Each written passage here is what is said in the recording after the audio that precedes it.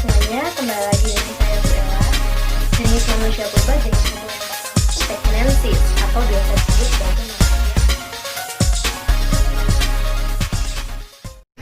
Halo semuanya, kembali lagi dengan saya Bu Ella. Hari ini kita akan belajar tentang manusia purba jenis Homo.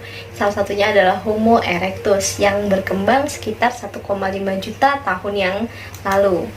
Nah, apa sih ciri Homo erectus? Ciri Homo erectus itu yang pertama, dia memakan tumbuhan dan daging. Yang kedua, dia hidup dengan cara berburu dan ada perkembangan pada otak, sehingga dalam berburu mereka sudah bisa membuat yang namanya trap atau jebakan. Yang ketiga, dapat membuat api. Yang keempat, fosilnya ditemukan di lapisan tanah yang berasal dari zaman Pleistosen. Dan lokasi persebarannya itu di sekitar Afrika Timur, Asia Tenggara, dan Eropa. Apa ya buktinya bahwa manusia purba jenis Homo erectus itu ahli dalam berburu? Nah, buktinya adalah ketika fosil mereka ditemukan itu biasanya bersamaan dengan ditemukannya sisa-sisa tulang belulang dan juga alat-alat untuk berburu. Nah, kita bahas jenis manusia purba jenis Homo yang pertama, yaitu Homo ergaster. Homo ergaster dikenal sebagai manusia yang pandai. Dia memakan daging, sudah bisa berburu, otaknya sudah berkembang dengan lebih baik, ditemukan di tanah lapisan Pleistosen, dan sudah dapat membuat api. Nah, manusia Homo ergaster ini diduga sudah hidup sekitar 1,9 juta sampai dengan 1,4 juta tahun yang lalu. Tokoh penemunya adalah Bernard, ditemukan tahun 1975 di wilayah Kenya. Apa sih bedanya manusia yang makan tumbuhan dengan manusia yang makan daging? Perbedaannya adalah pada saat ditemukan di tulang rahangnya. Jadi manusia yang sudah makan daging itu tulang rahangnya cenderung lebih kuat. Nah, jenis manusia Homo lainnya itu adalah Sinanthropus pekinensis atau biasa disebut sebagai manusia Peking. Tokoh yang menemukan adalah Davidson Sandblack dan Franz Wasdenreich, ditemukan tahun 1920 sampai dengan 1930. Lokasi ditemukannya di Bukit Tulang Naga atau Gua Choukoutien. Fisiknya, volume otaknya antara 900 sampai 1200 cc. Jadi otaknya sudah cukup berkembang dengan baik. Nah, kebudayaan yang ditemukan itu adalah alat berburu sederhana berupa batu yang sudah sedikit dihaluskan, dan juga ditemukannya tungku sederhana.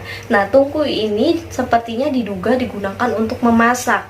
Nah, karena mereka sudah memasak, berarti mereka sudah mengenal api. Apa sih dampaknya ketika manusia sudah mengenal api? Dampaknya adalah struktur rahang mulai berubah. Tulang pipi menjadi semakin mengecil, otot wajah juga mengecil. Kenapa demikian? Karena ketika manusia sudah mengenal api, maka makanan itu akan dimasak terlebih dahulu. Dan ketika makanan sudah dimasak, nanti dia teksturnya akan menjadi lebih lembut, sehingga tulang pipinya menjadi lebih kecil. Jenis manusia jenis Homo lainnya adalah Homo pithecanthropus erectus yang ditemukan oleh Eugene Dubois pada tahun 1891. Lokasi ditemukannya dari wilayah Perning, Kedung Berubusan, Trinil, Sangiran, Sambung Mancar, dan juga Ngandong. Nah, jadi kalau kita lihat sebenarnya Pithecanthropus erectus yang ditemukan oleh Eugene Dubois itu adalah jenis manusia purba yang pertama kali ditemukan di Indonesia. Karena kalau dilihat dari tahunnya, ini adalah usianya yang paling tua. Tapi kalau dilihat dari usia fosilnya, ternyata masih ada yang lebih tua. Oke, selanjutnya adalah Homo neanderthalensis yang hidup sekitar 100.000 sampai dengan 35.000 tahun yang lalu. Perkembangannya di sekitar wilayah Eropa dan juga Timur Tengah. Nah, Homo neanderthal ini ditemukan pertama kali itu di wilayah Düsseldorf, Jerman, di lembah Neander. Ditemukan tahun 1854. Nah, ciri fisik dari jenis ini adalah tempurung kepala dengan tulang pelipis yang masih menonjol, kapasitas otaknya 1350 cc, dan juga ditemukan tulang tangan. Jadi salah satu kelebihan jenis Homo neanderthal itu adalah otaknya sudah berkembang dengan signifikan. Homo neanderthal itu hidupnya masih secara berkelompok.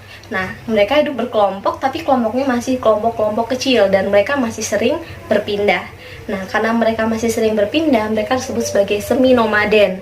Nah, ketika mereka berpindah, mereka biasanya akan mendirikan sebuah perkemahan yang biasanya mereka bangun di bawah tanah atau dibangun ke atas dalam bentuk gubuk. Nah, mereka memanfaatkan tulang-tulang hasil buruan untuk mendirikan rumah-rumah mereka. Nah, untuk lebih jelasnya, kalian bisa tonton film berikut ini. Homo Neanderthal itu juga sudah memiliki sistem kepercayaan, di mana beberapa peninggalan mereka terdapat ada yang namanya bekal kubur. Nah, dengan adanya bekal kubur ini, berarti mereka sudah percaya adanya kehidupan setelah kematian. Nah, selain itu mereka juga belum mengenal sistem pembagian kerja yang jelas. Jadi antara laki-laki dan perempuan itu sepertinya pekerjaannya masih relatif sama. Jadi mereka masih saling membantu satu sama lain. Teknologi yang sudah mereka miliki, mereka ternyata sudah bisa membuat pakaian, walaupun masih sederhana dan itu terbuat dari kulit binatang. Lalu mereka sudah bisa membuat batu yang diperhalus. Nah, bagaimana ya cara menghaluskan sebuah batu?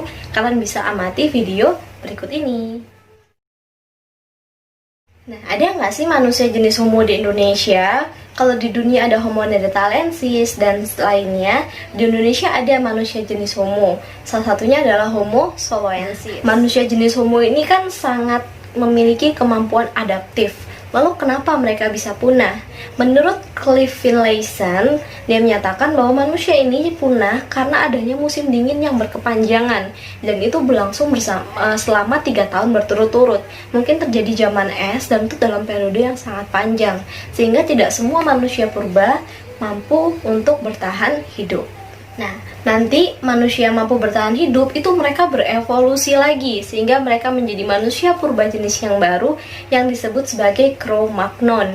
Nah, jenis Cro-Magnon ini diperkirakan sudah hidup sekitar 35.000 tahun yang lalu dan mereka dikenal sebagai pemburu yang handal. Karena mereka hidup di zaman es, tumbuhan tidak terlalu banyak. Jadi mereka banyak berkembang di sektor di perburuan. Fosilnya pertama kali ditemukan pada tahun 1868. Lokasinya di wilayah Cro-Magnon di Les Ayes, Prancis. Nah, Cro-Magnon ini memiliki kemampuan dalam bercocok tanam, menangkap ikan, dan kemampuan spesial mereka adalah berburu. Jadi dalam berburu, mereka sudah menemukan berbagai alat seperti alat bilah, ketapel, pisau, lembing, dan juga jerat. Nah, dari hewan buruannya inilah nanti mereka menciptakan berbagai jenis pakaian dan juga digunakan untuk rumah-rumah mereka. Manusia jenis Cro-Magnon itu juga memiliki kemampuan di bidang kesenian. Mereka beberapa kali tercatat menggambarkan objek-objek yang mungkin mereka lihat atau mereka mimpikan di gua-gua yang ditemukan di Prancis. Jadi diduga gambar-gambar ini memiliki kekuatan magis yang diharapkan nanti memudahkan mereka dalam berburu dan juga menghindari bahaya selama mereka berburu. Jadi dugaannya seperti ini, mereka menggambar dengan harapan aku nanti akan mendapatkan hewan ini. Misalnya mereka menggambar kerbau, atau sebaliknya, ketika mereka berburu, mereka melihat suatu hewan yang belum mereka lihat, terus mereka gambarkan di gua mereka. Tapi apapun itu membuktikan bahwa mereka sudah memiliki kesenian. Diduga manusia jenis Cro-Magnon itu juga memiliki hewan peliharaan. Nah, hewan peliharaan ini mereka gunakan untuk memudahkan mereka dalam berburu dan juga untuk dipanen ketika usianya sudah dewasa, jadi bisa mereka makan begitu. Nah, untuk membantu kalian memahami materi tentang manusia purba, saya ada beberapa referensi film yang bisa kalian tonton. Salah satunya adalah film The Croods. Nah, silakan kalian tonton filmnya, lalu kerjakan tugas yang ada di modul kalian. Selamat mengerjakan, selamat bersenang-senang. Halo semuanya, kembali lagi dengan saya Bu Ella. Jenis manusia purba jenis Homo neanderthalensis atau biasa disebut sebagai